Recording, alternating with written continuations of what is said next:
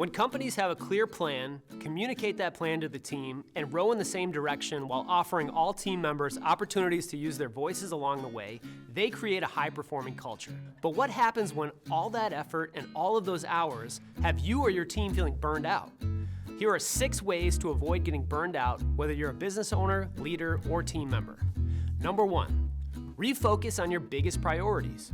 If you're feeling burned out, you might be trying to do everything all of the time. When you're buried in tasks, emails, meetings, and requests, you might sometimes get to Friday and feel like you haven't accomplished anything at all. If you find yourself feeling like this, refocus and recommit to your biggest priorities. I know what you might be thinking, easier said than done. But there's a concept that can help with this. It's called the jar of life. It's from Stephen Covey in the 7 Habits of Highly Effective People. Imagine an empty jar represents all of the time you have, and everything you have to accomplish is either a rock, a pebble, or sand. The amount of these items you can fit in the jar is limited. The big rocks represent your long-term priorities, your objectives, and your projects. The smaller pebbles might represent your meetings and phone calls and the weekly action items. And a pile of sand represents the minutia of your day, all the little things. Oh, and you might add a little bit of water as well. Those are the waves and waves of emails and other unexpected things that come your way. So, if we're talking prioritization, if we prioritize the water, sand, and pebbles first, your jar might be 3/4 full, and then there's no room for the big rocks. But if you reverse your priorities and carve out intentional time for the big rocks, then we can pour the pebbles, the sand, and the water onto the rocks, shake the jar a bit, and everything will fit. So when you find yourself buried in sand, remember to schedule time on the rocks. Number 2, challenge your routine. Whether it's the same every day or varies greatly, we all have some sort of routine. And regardless of how well you journal at 5 a.m. or whether you hand grind a special energy-boosting caffeine drink, almost all of us would probably benefit from making slight adjustments to the things we do each day. So try asking this question, either to yourself or to your employees. What is one tweak you could make to your routine that would serve you well? You may be surprised what you hear from others and what you come up with for yourself. This could end up being something as big as how you manage your entire schedule, or as small as simply deciding to spend 20 minutes every day on a big priority before checking your email in the morning. Or maybe it's scheduling time in your day for exercise or short breaks from your screen. Whatever it is, it's never a bad time to question your routine and look for an adjustment. Number 3, live a complete week. I've talked about priorities and a routine, but how can you build out a week that you're proud of and that makes you feel complete?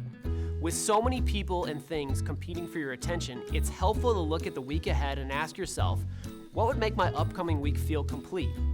This can be as easy as writing down your personal and professional objectives, just simple bulleted list of things you want to accomplish throughout the week.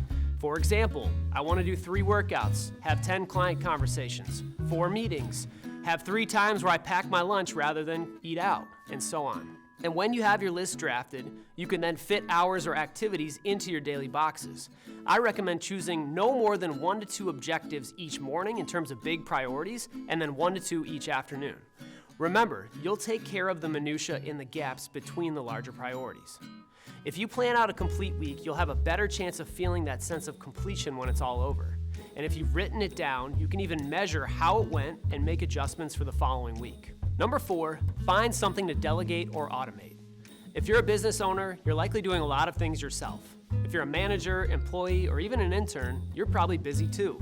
And if you feel close to burnout, now's the time to take 5 minutes and list every task you currently complete in a given week. Then circle any task that either isn't part of your job description, doesn't qualify as a high-value activity, or could be done in an easier way. Look at all your circled tasks and think about what it would take to get that task off your plate completely. You may have employees or coworkers right now who are better suited for it. You might even have a team member excited to step up and take on that responsibility. So, have that conversation, set yourself a deadline for when you'll transition full ownership of the tasks to them. Sometimes delegating isn't an option right now. If that's the case, create a longer-term plan to rid yourself of a few of those tasks, and maybe even the next hire you make assumes that responsibility. And even if that's not in the cards, think about whether there's a software, a CRM, or an app that can do some or all of the tasks for you. It's amazing what can be automated. So check with your IT director or software developer, or even send a message to a software representative to ask the question and get the ball rolling. Number 5 is stack a new habit. In the book Atomic Habits, author James Clear shares the concept of identifying a habit that you already have and stacking one small thing directly before, after, or even during that current habit. It's much easier said than done to simply say, add more activities to your current plate, but that's where the stacking habits comes in. For example, most of us eat lunch every day. If you wanted to get in the habit of talking to more clients, prospects, or even employees on a regular basis, you could say to yourself, every day when I'm ready to eat lunch, I will first make one phone call. Then in the time it takes to pick up your lunch or heat it up in the microwave, you've just added 5 meaningful calls to your week. How many times have you heard, I should do a better job of keeping in touch with clients, employees, or referral sources? Well, now you can, and all you had to do is stack a new habit on top of a current one. And finally, number 6, carve out downtime. If this seems too simple to be helpful, you're preaching to the choir. Carving out downtime during the workday or even before or after work is one of those activities that I believe qualifies as simple but not easy. Some people rarely leave their desk during the day, even to eat lunch. Others might roll their eyes at the thought of taking a walk outside during work hours. Yet these are the same people that often feel close to burnout. So I highly recommend scheduling non-negotiable time to recharge your batteries. Whether you use it to simply move your body, to get fresh air, to take deep breaths, or to reset your focus, downtime is critical for all of us. If you feel stagnant, unproductive, low on creativity, or low on energy, schedule yourself a break and disconnect from technology. No screens, no phone, just you and your imagination. Overall, the feeling of burnout is not unusual, but more importantly, it's not something you just have to live with. If you put into action any of these 6 ways to avoid burnout, you'll take back the power to tell your day where to go rather than wonder where it went.